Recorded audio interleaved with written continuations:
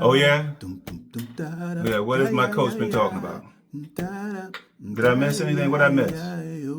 He's talking about raising boys. No, he's talking about raising men. From boys to men. So they come out the womb as boys. And immediately he accelerates them to become men. Okay? Who's he talking about? Timothy Jr.? Becoming a man? What is he, 9 or 10 years old? Being a man. But hold on, he said that they're all men? Even little 5-year-old Noah? Noah's a man? What about baby Benjamin? Baby Benjamin is a man? Yes? Still sucking on the teat? Still enjoying mama's milk? But even little Benjamin is a man? So he's accelerating them from being boys to being men instantaneously, yes? All right? Well, I caught most of that, but what else did he say? Oh, he talked about daughters, and he's claiming that our daughters will want to marry his boys. I'm not so sure about that. Generally speaking, we don't want our daughters to marry boys. We want our daughters to marry men. We want them to marry grown men. Okay? We've seen and we see on a daily basis what happens when one of our daughters marries a boy. Okay? We've seen what happens when one of our daughters marries an immature individual. We've seen what happens when one of our daughters marries a person that's ill-equipped, a person that has done most of their maturing behind bars. We've seen it. We've seen it in the face and the likeness of Megan. So we know what happens if one of our daughters marries a boy, no matter whether he's a small boy or a big old boy. We've seen what happens with that. So we definitely don't want our daughters marrying boys. We want them to marry men. Oh, yeah?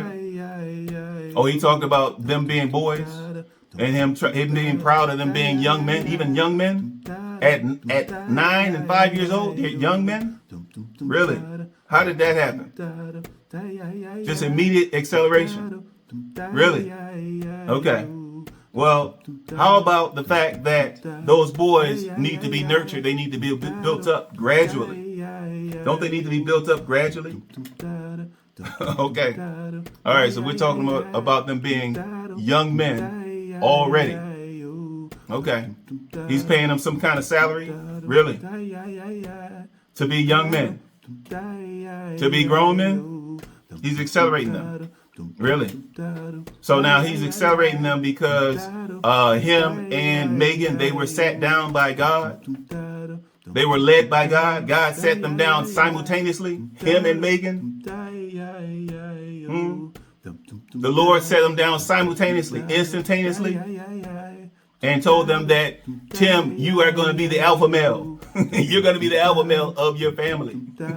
And in order for my coach and y'all's pastor to fulfill that mission, to fulfill that calling, his calling, the calling on his life, his only true aspiration in life is for him to accelerate those boys.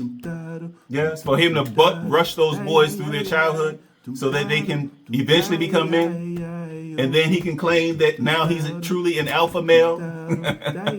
Is that what this is really about? But when Jesus set him and Megan down simultaneously, as he frequently does, okay, when he talks to them simultaneously and shares the vision, he gives them that vision. Did he also tell him that we're going to need you to push those boys? Did he also tell him that if we're talking about raising those boys up to become men, we're talking forcing them into adulthood early. If we're talking about those boys being the only males that you're going to be around, the only men that you're going to be around, then that would not qualify you as being an alpha male? Did Jesus tell him that? We don't know. All right. Well, what else has he been up to? Oh, yeah?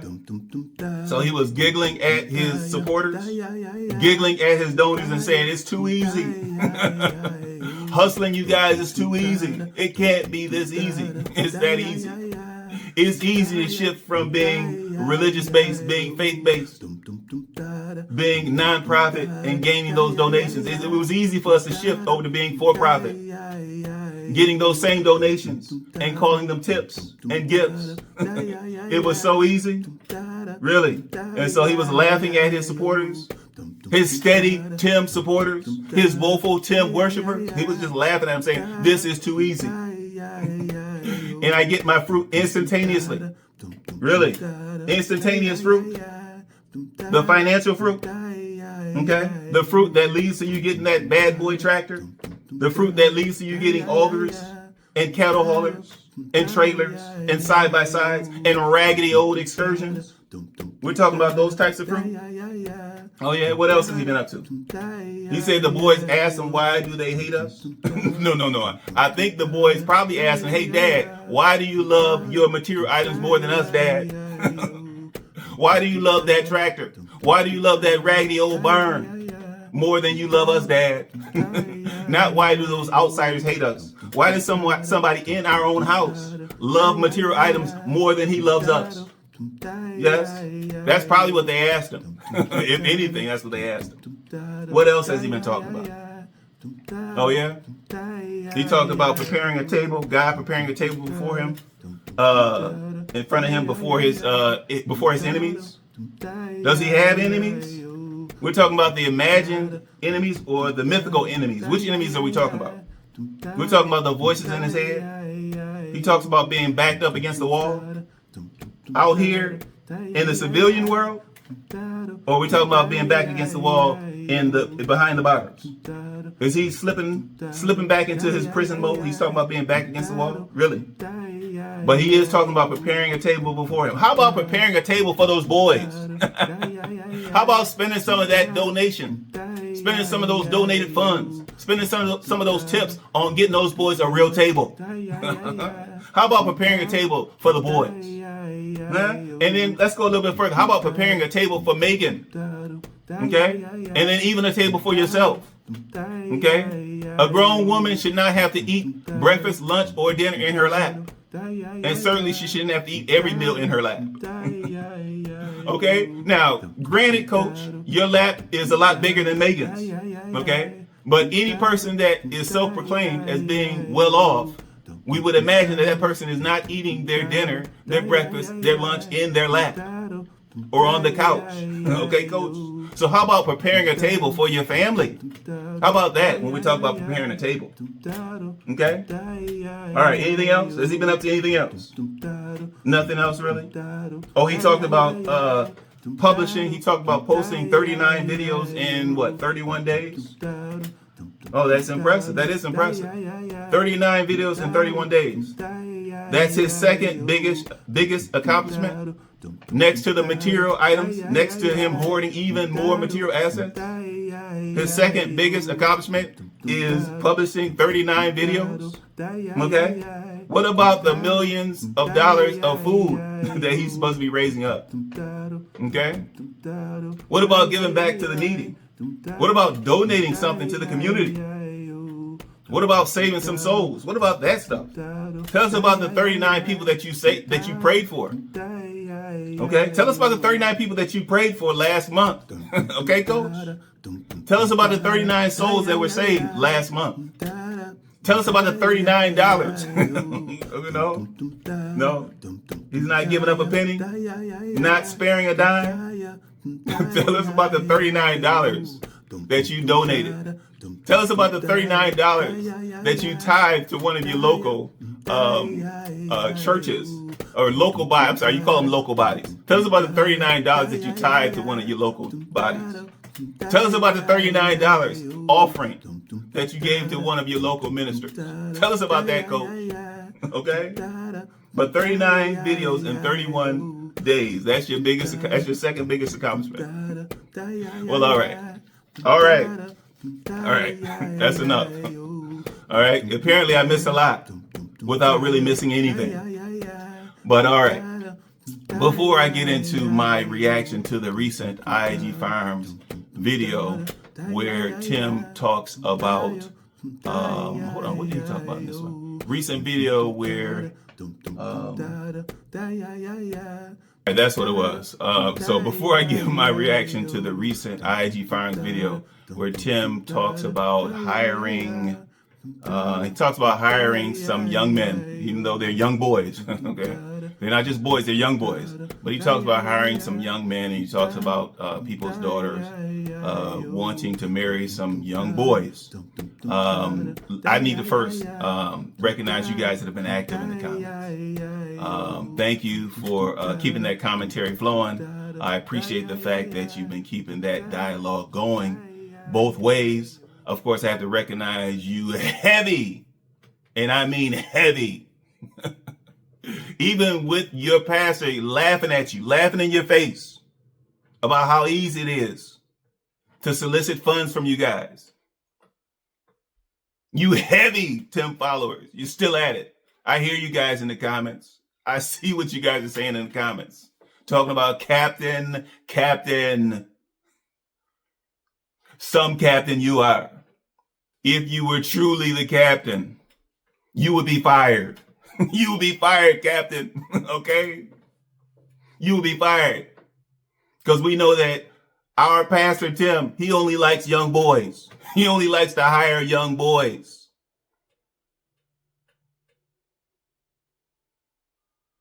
So if you were the captain, you will be fired. In short order, Captain. Okay? Our coach, our pastor, my coach, our pastor, he's the only alpha male in his first circle, second circle, third circle. He's the only alpha male. He's the only male, by the way, but he's the only alpha male. And so if you were a captain, you will be fired. I'm like, okay. All right. Calm down. It's not that serious. You guys be wilding in the comments. I hear you guys. You be wilding. But as long as you're wilding, I'm going to keep on digressing. Welcome back to the end game, where today I'm going to I'm going to provide my reaction to that recent IAG Farms video about your daughters wanting to marry the young men. And I'm not sure which young men he's referring to, but wanting to marry the young men that he's hired on his farm. I'm going to react to that video here. Early in the video, we're excited. We're excited to see Tim out there. He's going to walk us through the farm chores, the sequence of farm chores that the boys perform. Okay, when I talk about farm chores that Tim partakes in, that he contributes to. But he's going to walk us through that sequence of farm chores. He talks about the hierarchy and how Jesus is in charge.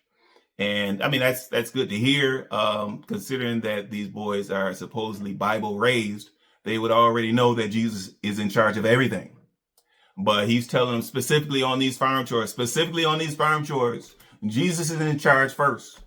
Don't get it twisted. Even though sometimes I try to portray myself as being Jesus, I try to portray myself as being God, okay? When it comes to these farm chores, the real Jesus is first. Then comes me and Megan, okay? And then after that, I'll assign you boys to be leaders as I see fit, okay? Even though I have no training, I have no structured training on leadership. I'm going to identify who's going to be the leader of the boys. Previously I had designated that the leader was Titus, but I'm just going to shift it up from time to time at my whim. I've had no formalized training. Okay, any leadership training that I received happened when I was out there in the streets, gang banging and robbing. Any leadership training that I received happened when I was behind bars. When I was behind bars, dominating or being the dominatrix of my cell block. That's when I got my leadership training, but I'm going to pass it down to the boys. I'm going to pass it right on down.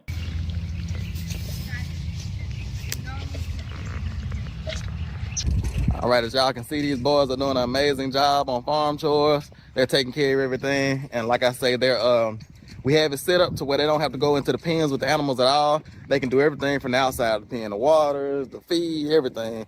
And if it's a problem where we need to go on the inside of the pen, that's when they come get me. As they told you all, I don't know if that part made the video or not, but as they told y'all, they have a chain of command. And I told them that Jesus is over all of us. That's how the chain of command goes doing farm chores.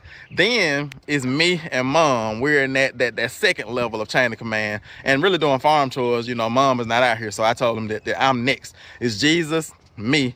And then Tim Jr. is the leader of all of the kids doing the farm chores. Shortly after, my coach, he talks about how the boys between Titus and Timothy Jr., they've been fired and hired from their leadership position. He talks about it not being based on the age, even though the boys are a couple years apart. He talks about it really being based on maturity. And I'm like, okay, well, how would a kid that's 7 challenge a kid that's 9 as far as maturity goes? What's going on there, Coach? Maturity level? Now, bear in mind that those kids, they get their development from you and Megan. And as far as their male development, they get it from you. So they mirror what they see, Coach. They mirror what they see. So if they struggle with maturity, then it's based upon them watching your own struggle with maturity, your big old struggle with maturity. Okay, Coach? And, oh, by the way, they're young lads. They're not even young men. Okay, so we would expect that they're not mature. They're not mature. What do they know about maturity level? What do they know about demonstrating maturity level? You talked about Titus being a great leader. You talked about shifting over to Timothy Jr. and how Timothy Jr. thought that being a leader meant that he had to do everything. Well, that's natural. If they don't know how to be a leader, if they haven't been taught how to be a leader, if they're not mature enough, if they haven't had enough experience, they haven't seen enough, okay? Bear in mind, when have they seen a true leader? In or around their farm, in or around their travels. When have they seen a true leader? Okay? All they see is you. Okay? They see how you carry yourself, Coach. Okay? They see how you suppress folks around you, Coach. They see how you dominate, how you dominate and control folks. And so, of course, if you appoint Timothy Sr. as leader, he's going to think that he needs to dominate. I got to dominate Titus. And I got to dominate little Noah. I got to dominate you. Based on what my dad does, my goal as leader is to dominate you. He's reflecting what he sees, Coach. He's reflecting what he sees. You know, and don't think it's just because of age. It's because of maturity level. Because Titus was the leader for a little bit. And then Titus kind of got fired. We do fire 5-year-olds. But Titus got fired. And Tim got it back in the leadership position. Tim got fired. Then Titus got back in the leadership position. And they went back and forth. And I told them, I'm going to see who it's going to stick with. And it stuck with Tim. And I told Titus that that's not a bad thing against him. Because Titus is an excellent leader. But Titus, what he needs to learn how to do is, he needs to learn how to follow. And I told Titus that you can't be a good leader unless you're what, Titus? Yell it out. Follow. That's right. So in order to lead well, what do you have to learn how to do first?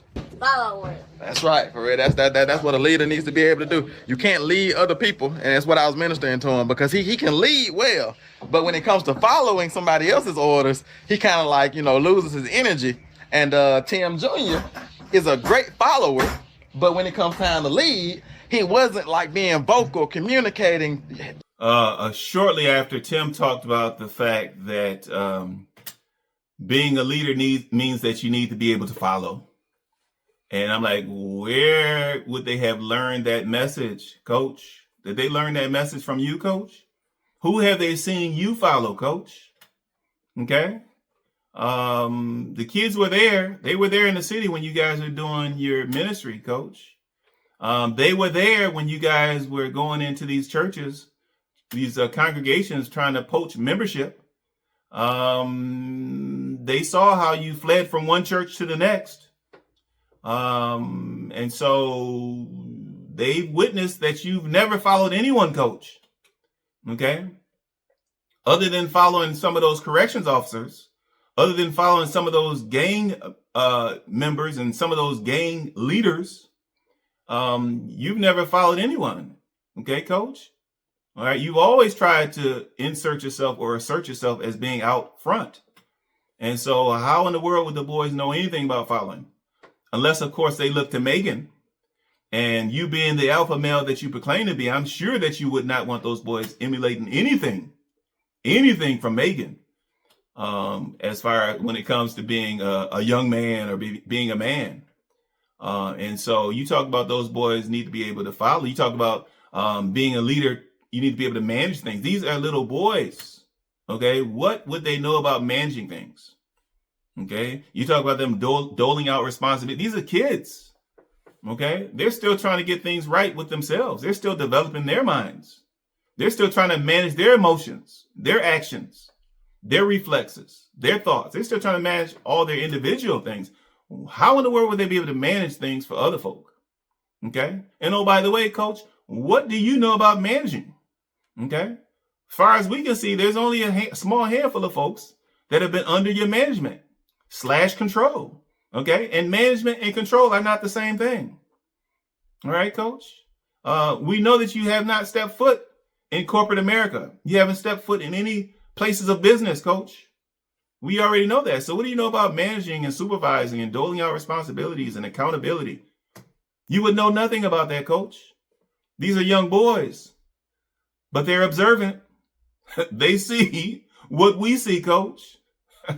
Leading other people. Tim Jr. thought that leading meant I just do everything. And so I would come out here and Tim Jr. would be doing everything. And I noticed that. And I had to sit him down again and talk to him and say, a leader doesn't mean that you do every single thing. A leader, you're like a manager. You distribute out the tasks to other people. And that's what he's learning. So Titus is learning how to follow. Tim is learning how to lead, and Noah is learning how to listen. Yeah, because shortly after, you talk about how sometimes Noah struggles with listening. Imagine that. Little Noah, the 5-year-old, struggling with listening, and how he'll have a certain task to do, and he'll see a ball on the ground. He'll grab the ball, and he'll get distracted with the ball. I'm like, okay, yes, coach. He's a 5-year-old. Now, bear in mind, he has some other issues.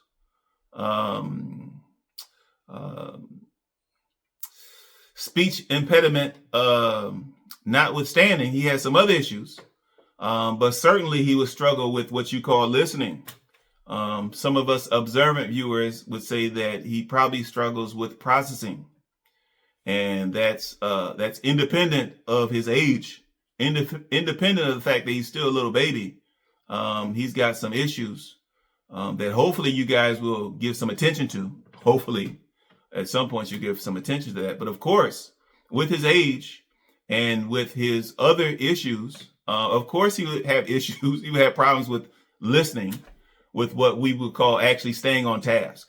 Okay. For all those boys, there would be an issue with him staying on task. But especially for little Noah, he would have an issue with it, coach. Sometimes Noah struggles with listening, and you'll give him a task and then he'll go and do it, but then he'll get distracted by something else. If it's a ball on the ground, he'll pick that ball up and start playing with it, which is understandable because he's 5 years old. You know, that's the progression that's there. And so they're doing great though. Like I said, they're doing great. And soon Benjamin will be out here doing farm chores with them. So I love it. I love it. A little bit later, my coach talks about the fact that as leader of his family, he's the visionary. He's the visionary for the family.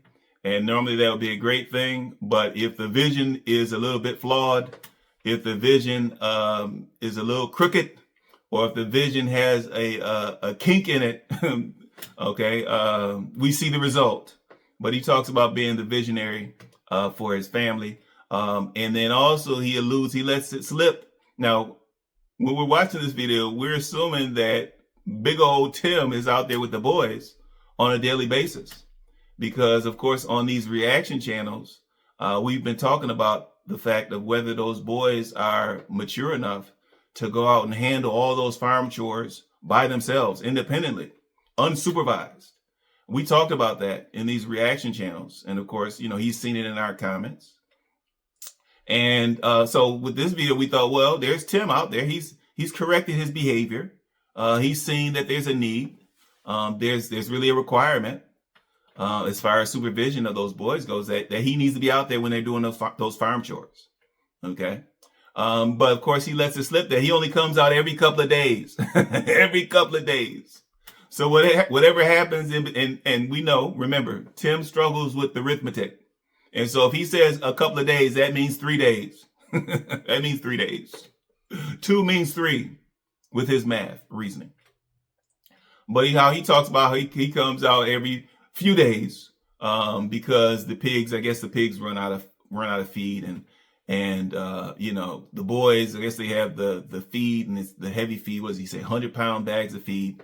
And so he chips in with those boys. You know, he comes out so he can coach the boys, and like, lift that bag and use your leverage and use your legs and bend your knees, and so he can coach them. Not so that he can lift the feed, but so that he can coach those boys so that they can actually continue to do the farm chores on their own. That's my coach. For our family to be the visionary for our family, to make sure that we're accomplishing the mission that Jesus has given us and bringing that mission to our family. So that's my job as the leader, as the head of my household. But I come out every couple of days and I have to go in. I come out every couple of days and watch everything, see how everything is going.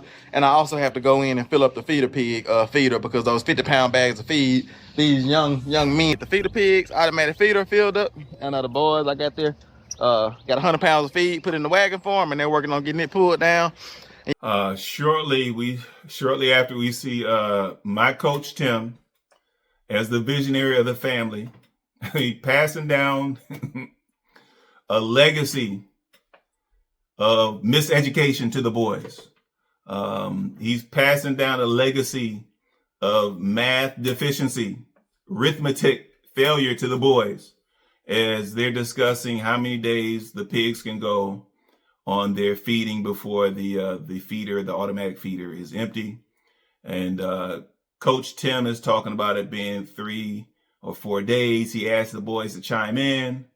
And of course, Timothy Jr. chimes in that it can be 3 or 4 days or a week. Okay, 3 or 4 days or a week.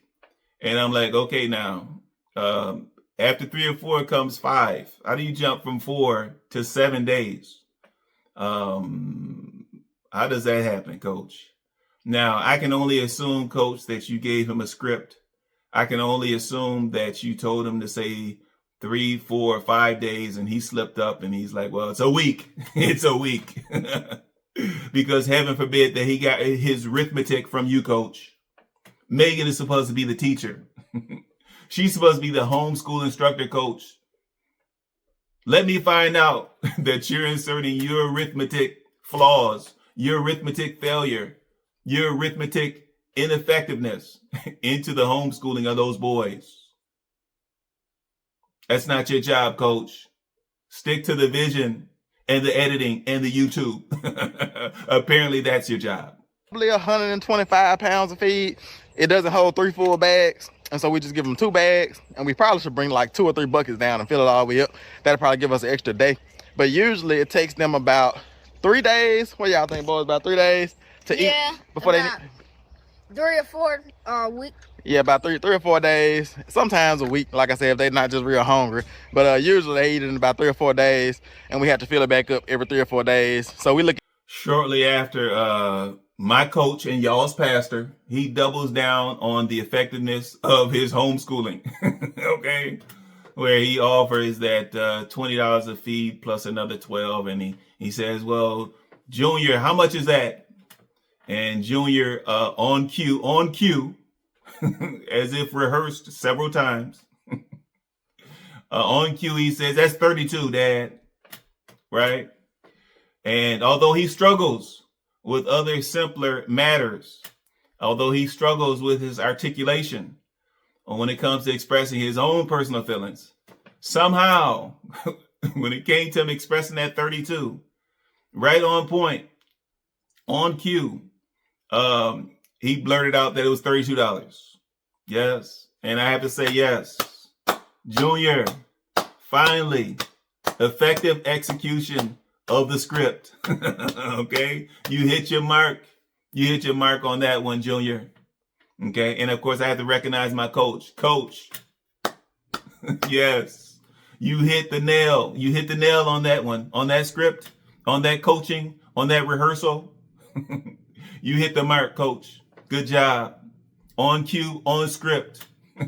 Feed costs $20, and the other bag that we use, we mix it in with a cheaper feed that costs $12. And so every time we fill that feeder up, that's $20 plus $12. What is that, Tim? 32. 32, that's right.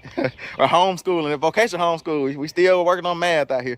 But shortly after Tim is sitting on his side, sitting on his big old, watching the boys do the farm chores, not chipping in a bit, okay? If they need some coaching, they'll let him know. But other than that, he's not there to chip in. He's not there to help out. He's not even there to supervise. He's just there to make sure that the work gets done. But he talks about watching those boys develop into young men, young 5-year-old men. That's like a double negative, coach. I know you have arithmetic issues, arithmetic problems, but a 5-year-old young man is a double negative. It's an oxymoron. It's goofy, coach. Okay? A 7-year-old young man is a contradiction, coach. Even a 10-year-old young man. Okay? You could call him a preteen. At best, call him a preteen. At most, call him a teen if you want to stretch it. Okay? If you want to accelerate their development, call them a preteen, okay? But a young man, that's years away. And you talk about them going from being boys to men. Obviously, that's years upon years away. But you talked about watching them develop in Megan's belly. I'm not sure how you did that. But you talk about watching them develop in Megan's belly to going from that to drinking bottles to watching them being stumbling and then being sturdy as if they were farm animals, as if they were newly born lamb, coach. All right. We're talking about young boys. All right. And so they may have been stumbling when they were toddlers. All right. But they're not stumbling anymore, coach. They're not stumbling anymore. And so I know sometimes when you're trying to put out this image of being a homesteader, portray this image of being a farmer, and you're trying to decide, well, what image do I want to convey to my followers? What image do I want to portray to my staunch supporters? I know sometimes, the lines get blurred, coach, but focus. I need you to focus, coach. Don't be like Noah. Don't be like Noah getting distracted. Focus on the fact that you're talking about your boys. You're not talking about farm animals. I'm just observing these young boys becoming men, and it's just amazing. It's amazing to see this happening, and from the point of where they were small children, where I watched them develop in my wife's stomach, and then be birthed and brought into this world, and then from there begin to grow throughout the years, go from sucking on the bottle to crawling to walking. And now they're walking around, and they're not just walking around stumbling, but they're strong and they're, sturdy, and they're able to be fruitful around here. And that's what the Bible tells us to do. It tells us to be fruitful and multiply. And Coach, while you're also talking about these farm animals, or your boys, you talk about the Bible talking about being fruitful and multiplying, Coach. You're talking about these boys being fruitful. Now, listen, coach, okay? Like I said, young boys, young men, at best, coach, all right? They're not of age to be fruitful, coach. I'm sure you know that. I'm sure it was just a slip of the tongue, coach, all right? But they're not going to be fruitful in that fashion, coach. Their number one priority right now is to learn and to develop, okay? It's not really a priority for them to be fruitful. Certainly, they're not going to be having any children. I'm sure that's not what you meant. I hope that's not what you meant. But I'm sure that's not what you meant by them being fruitful, coach. But they have other priorities in their development other than being fruitful and being productive, other than being employees, other than them being hired as farmhands so early in their development, coach. They're not ready for that yet, coach. Okay, but you're the visionary. And according to your vision, it's time to go to work. And just like you said, even little Benjamin will be out there shortly, going to work. Even before the muscles have developed, even before the bones have fully developed, even before the minds have fully developed, going to work.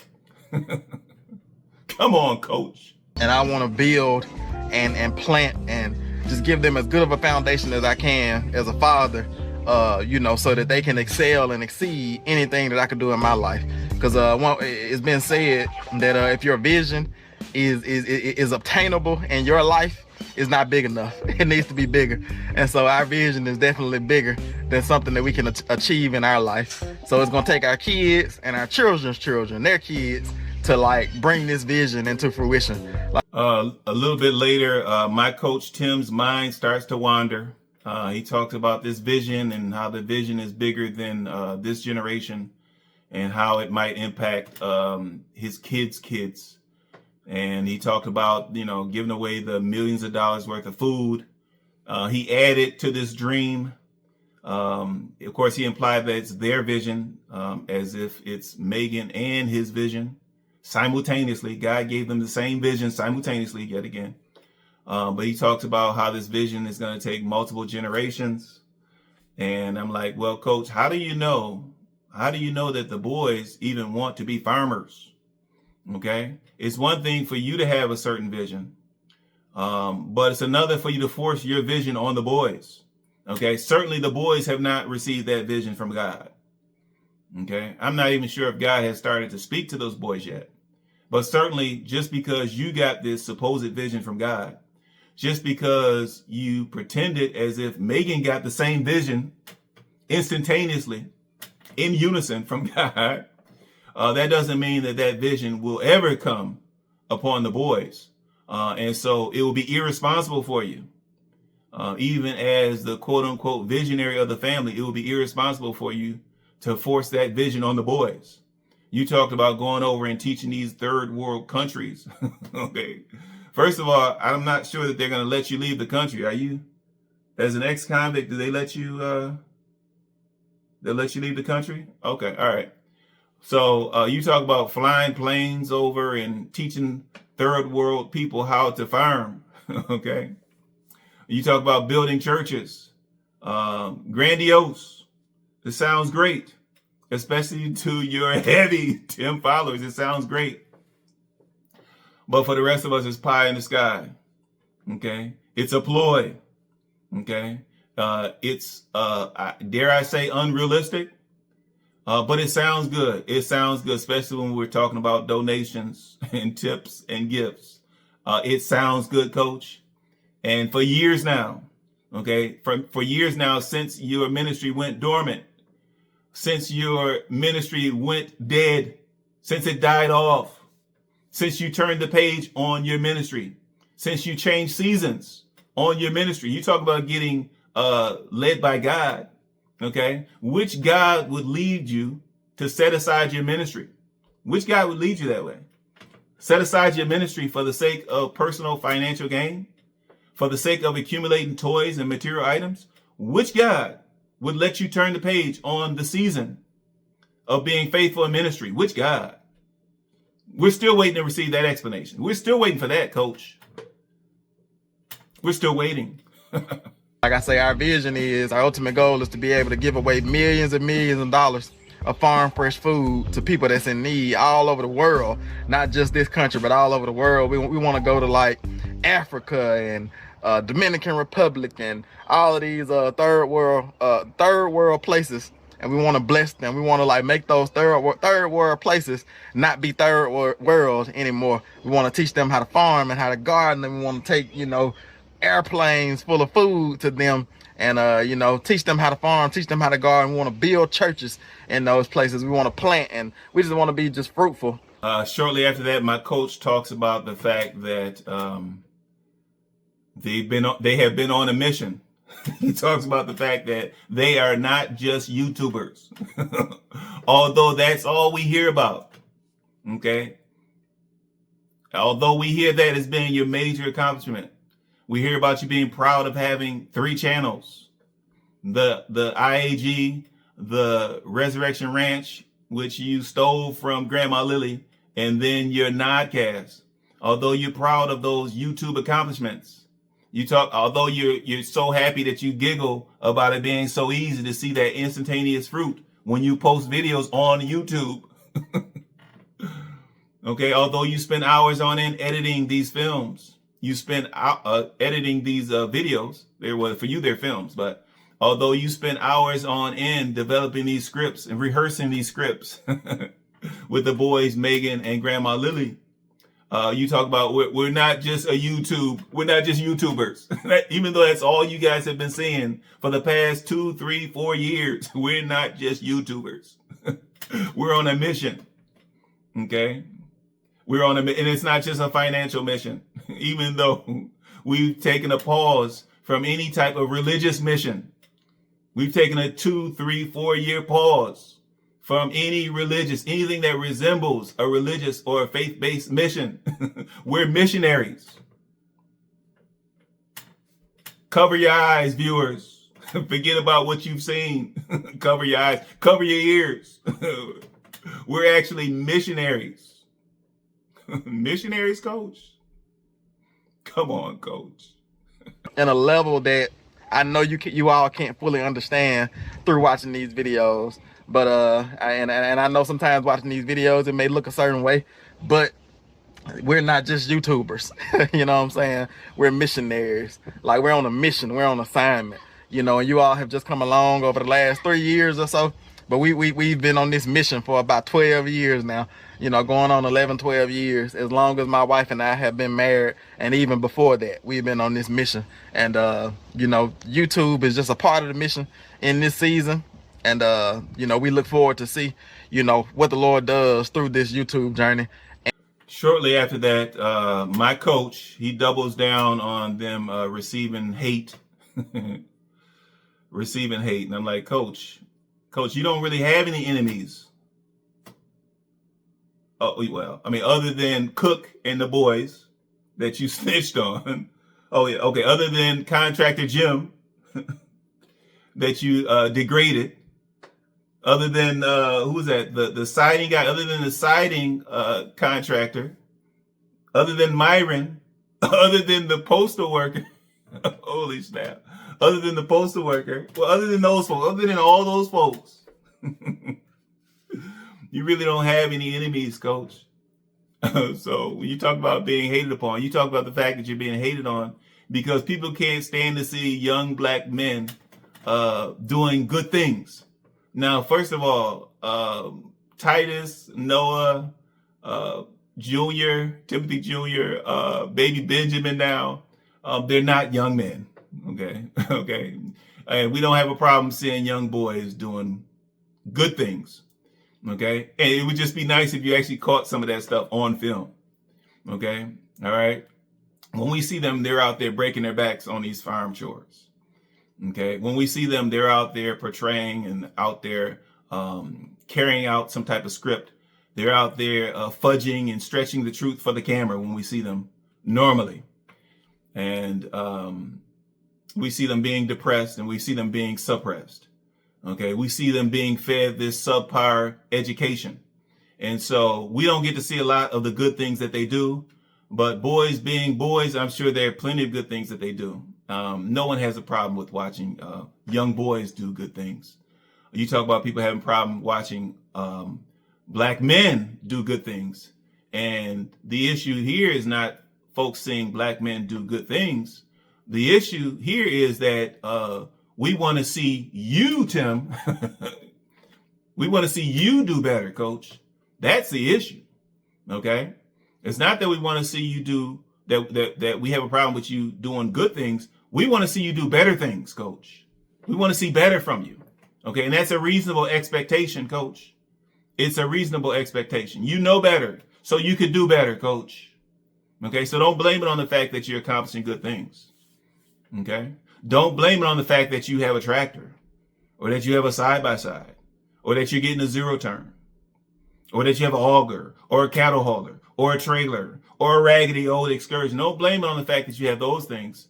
And that's why black males are quote unquote hating on you. Okay? Because you have material assets, material accomplishments. Okay? We want to see some of the other accomplishments. We want to see some of the family building. We want to see you building up, nurturing. We want to see well-being from Megan. Okay? How about building up Megan, accomplishing great things with Megan? Yes? That's what we want to see. Okay? So it's not hatred. It's not hating. But we do expect to see better. We know that you could do better if you chose to do better, Coach. If you chose to. Of young black men But now we get to see young black men doing something good. And I guess I'm still considered a young black man. And that's why we receive so much hate from other like people that look like us, because they're not used to it. And you know, I hate to have this conversation because I know that there are multiple races of people that watch our channel. Shortly after that, Tim gets caught up in this goofy crabs in a bucket analogy. And those folks that are probably 30 and up, I don't know, say 30 and up, we're all familiar with the crabs in a barrel concept. We're familiar with that. But you talk about this crabs in a bucket, which would imply it's a very small opportunity for folks. And you blame some of your supposed hate, some of your perceived hate, some of your paranoia when it comes to hate. Okay. You blame that on this crabs in a barrel, and you talk about the fact that if some of those crabs in a barrel, if they would just let one of the crabs escape, like, no. Crabs in a barrel is a concept, Tim. It's a concept. Okay. Don't self-identify yourself as being a crab. All right. But you talk about, well, if they would just let this one crab, namely himself, if you guys would just let me escape the bucket, then maybe the crab might come back and toss in a line. I'm like, hold on, coach, that's not how it goes. It's not about a crab. It's not about a crab coming back and tossing a line, coach. We know what you're getting at, coach, but let it go, coach. Just let it go. Onto the other crab and pull them down. But if you allow that one crab to get out of the bucket, then hopefully that one crab will come back and throw down a rope. You know what I'm saying? And pull somebody else out. Hopefully that one crab will come back and throw down a rope. You know what I'm saying?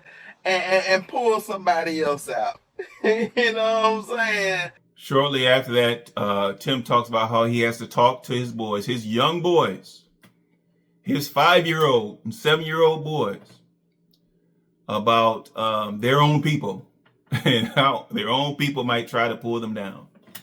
All right. Now, a couple of things here, coach. First of all, some people might say those boys, especially a 5-year-old, is a bit too young for those conversations.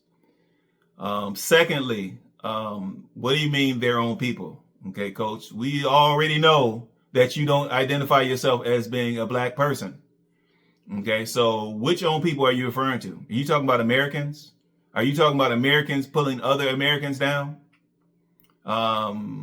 Certainly, we're not talking about black folk pulling other black folk down, because considering that you being the leader of the family, as the leader of the family, considering that you don't identify yourself as being black, then I'm sure that you don't instill in those boys that they're black. Okay. And so what people will be pulling down which other people, and who is it that they need to be aware of? And you talk about trying to help out your people. Coach, we haven't seen you help out your people for years. Okay, coach. Some of us will say that you've forgotten. You've been out of the habit of helping. You've been out of the habit of being charitable and assisting others outside of yourself for years, coach. Okay. And so what are you talking about? Your own people that you've been trying to help. Who have you tried to help? Okay. Where is that video, coach? Okay. We see plenty of video footage of you helping yourself. Every now and then helping Megan, but largely helping yourself, coach. And so you talk about the same people that you're trying to help bring you down. Okay, coach, we can only draw from that you're talking about pulling yourself down, coach. That you must be talking about self-destructing, because you've only been helping yourself. And so if you're being pulled down, that means you're pulling yourself down. Okay, coach? Maybe this is some of the voices in your head, coach. Maybe there's some multiple personalities, coach. Some personalities that we do not know about. And they're holding you back. They're pulling you down, coach. But if you say so, coach. But I have to talk to my boys about their own people, and about how the same people that you try to help will try to pull you down. You know what I'm saying? And so I have to prepare them for that. I have to prepare them for the attack of the people that will try to come against you and try to pull you down. Shortly after that, my coach, y'all's pastor, he brings the boys into a discussion. He asks the boys if they have any words of encouragement. And the boys go about regurgitating the lines that they've rehearsed. They go about executing the script that was handed to them. And Titus, he offers some commentary. Noah talks about not celebrating holidays. And if you're around somebody that celebrates holidays, how you should ask Jesus for help. Like, is it really that serious? Okay. They're not forcing you to celebrate the holidays, and what's the big deal? Okay. But if you're around someone, ask Jesus for help. And then Timothy Jr., he offers some words of encouragement. And of course, off in the distance, we can see Megan peering out the window. If you look close enough, you can see Megan peering out the window, gritting her teeth. And she's seething. She's back there seething. She's, there you go. There you go. You disappointing son of a. You disappointing son of a. Batch. How dare you double down and put my boys on blast? How dare you put my homeschooling success, my homeschooling effectiveness, or rather ineffectiveness on blast, on display? How dare you, you disappointing son of a. How dare you force those boys to articulate when you know that it's a weakness of theirs? How dare you force those boys to remember those lines? How dare you? How dare you? Y'all have any words for the people? Any words of encouragement? Yeah. Yeah. Y'all speak.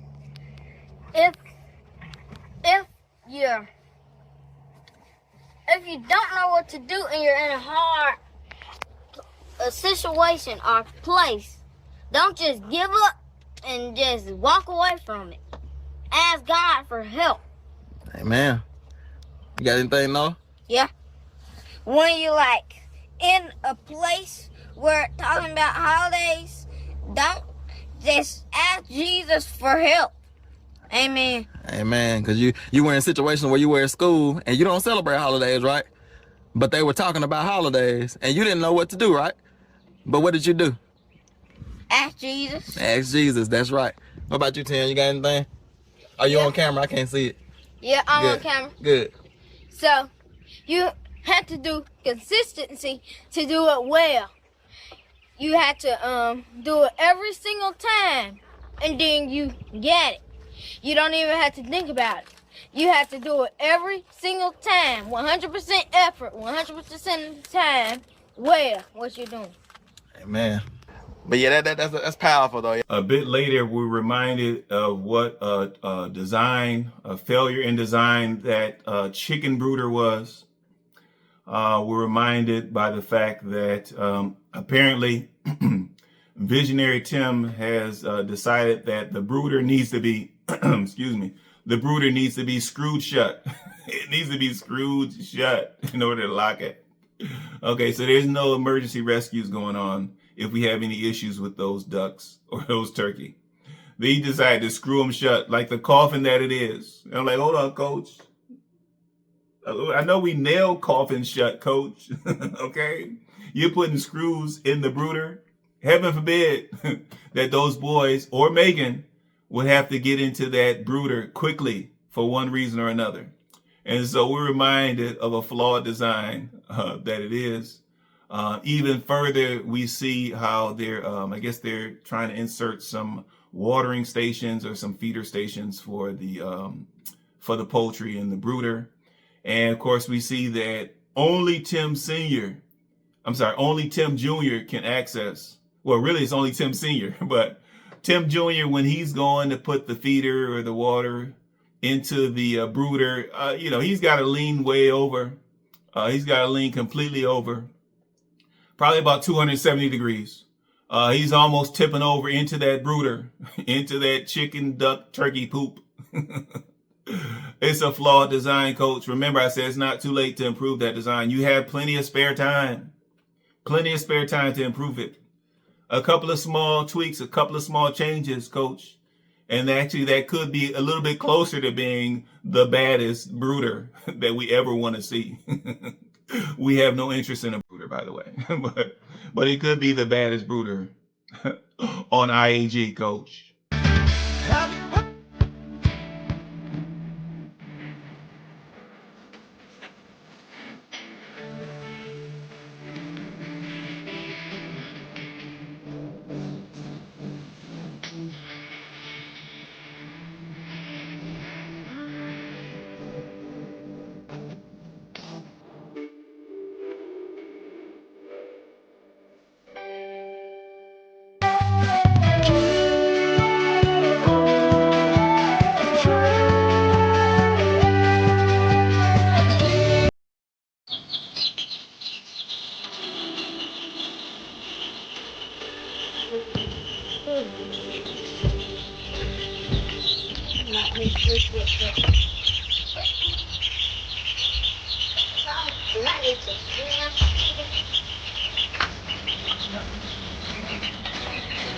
Near the end of the video, Tim decides to put the homeschool on display yet again. He's trying to refute the comments that he's seeing in the reaction channels. He's trying to refute some of the emails that he's supposedly responding to. But he puts the homeschool on display again. We talked about the sardine can of a single wide that the boys live in. Upon further review, even the homeschool room is crammed. It's crammed and it's jammed. A couple of things to note here. First of all, with all the donations that you have been receiving from your heavy Tim supporters, I'm sure one of them could have, maybe they already did, send you a whiteboard and some markers. Chalkboards are really a bit outdated. I do understand that some schools still have chalkboards due to funding issues, but for you guys to have a small whiteboard in that room would be insignificant expense-wise. I'm sure your donors either sent one to you or you can request one. Let's come up a little bit on the times. We see that Timothy Jr. is struggling with that piece of chalk. He's struggling to erase his errors on the board. It's outdated. Let's get some markers going up in there, coach. Let's bring that homeschool room up to date, so to speak. Only other thing of note here is that once again, my coach, he struggles with his arithmetic when he talks about adding 47 onto the $21 when it was actually $147.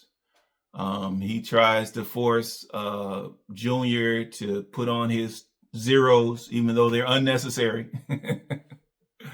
I'm like, Coach, what is it really all about? What are you trying to demonstrate? What are you trying to prove here, Coach? Are you trying to prove your deficiencies, demonstrate your deficiencies? Are you trying to display that you do have a little bit of mathematical knowledge? Are you trying to demonstrate that you and Junior are at the same level academically? What are you actually trying to prove here, Coach? What are you trying to prove? The thing they do is they come in and add up their total from the day. As you can see, we have the homeschool savings account over here on the chalkboard. Their balance is $147, and then they get $7 per hour, per day really, per hour for farm chores, no overtime. And so pretty much $7 a day. And then Tim is about to add up the amount they made today. So that's $147 plus $21. How did you get the $21? Oh yeah, Dad paid us today $21 because I didn't pay you $21. Dad paid. Break it down for him. Dad paid each of us $7. There you go.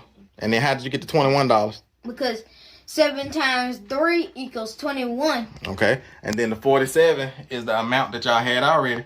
And so you're finna add those together. So you're adding $21 today's wage. And then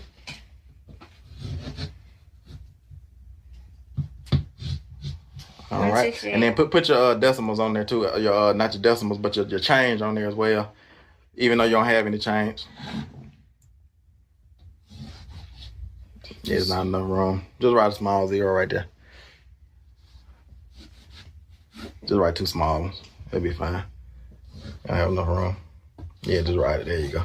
But don't forget your, yeah, there you go. All right, so how much is it? How much do y'all have in y'all's account total? $168. All right, so change it over here.